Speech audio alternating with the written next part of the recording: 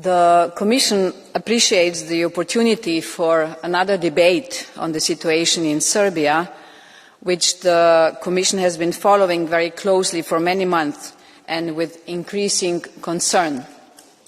After 10 months of protests, the Serbian society is left with deep divisions, feelings of hatred and frustration, and all of this is reflected on the streets of Serbian towns and cities.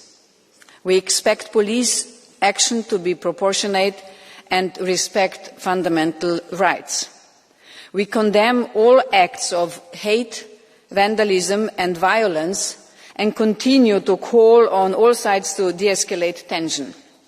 Respect for fundamental rights and values, including freedom of peaceful assembly, media and academic freedom, are key elements of Serbia's EU path and need to be adhered to by everyone. This also implies avoiding any kind of violence against representatives of government and their families, as well as to party premises as a means of political protest. The Commission has consistently emphasised the importance to respect and proactively defend the independence of judicial institutions, and we condemn violence or threats against representatives of the judiciary, including the prosecution. Media freedom is one of the essential foundations of democratic society and a fundamental right in the EU, and therefore a crucial element and a prerequisite of Serbia's EU accession process. In this context, political and economic influence on media in Serbia remain a grave concern and needs to be addressed. We expect Serbia to create an enabling environment for media freedom and ensure that freedom of expression can be exercised without hindrance. We are calling for de-escalation of tensions and for the authorities to allow an increasing space for journalists to express freely their voices. The attacks that journalists have been facing in the context of the protests need to stop, including reported cases of police involvement and verbal attacks from high-level officials. It is crucial that journalists can do their job free of any threat of violence, harassment and intimidation to ensure that citizens have access to all information.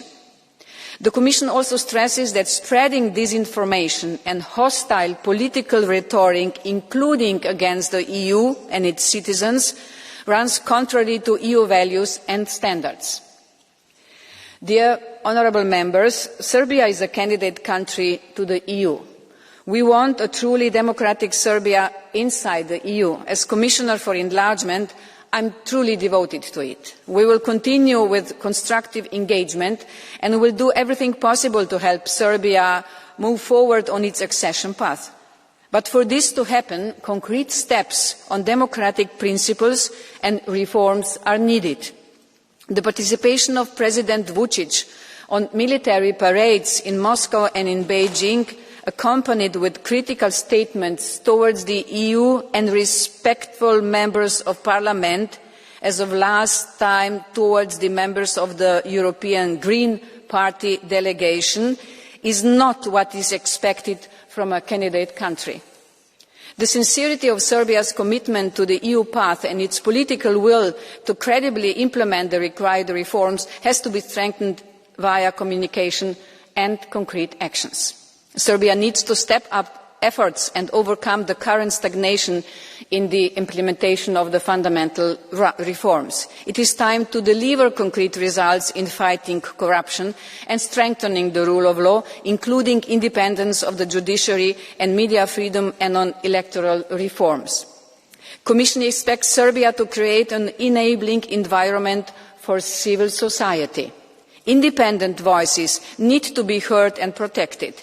Intimidations and pressure on civil society is not the way we operate in the Union and must not be tolerated. All these reform steps are key to Serbia's progress on its European path, and they are imperative to exit the current political impasse and divisions in Serbian society. History has proven that democratic changes can only come from within the country, through internal democratic processes, and this is what the Commission respects and abides by. We support ODIHR's recommendations on electoral legislation, especially the audit of voter registers. This would improve political climate and could serve as an example that advancement is possible if there is will and constructive approach by all. Again, it is imperative for Serbia to create conditions for a renewed dialogue between stakeholders across the political spectrum and across the society. In our view, this should be based on a renewed societal consensus on key reforms. We hope to see steps towards dialogue concerning the election of the new Council of Media Regulator REM and a successful completion of this procedure in the upcoming weeks. This is one of the commitments for opening Cluster 3. EU accession is an all-of-society project and at the same time a joint responsibility of all political parties and other stakeholders. Dear honourable members, we will continue engaging with the authorities and all stakeholders, political actors and civil society, encouraging them to find a way out of the current political impasse and establish a genuinely inclusive process for the benefit of all its citizens and the whole Serbian society and for the EU path and EU membership in the future. Thank you.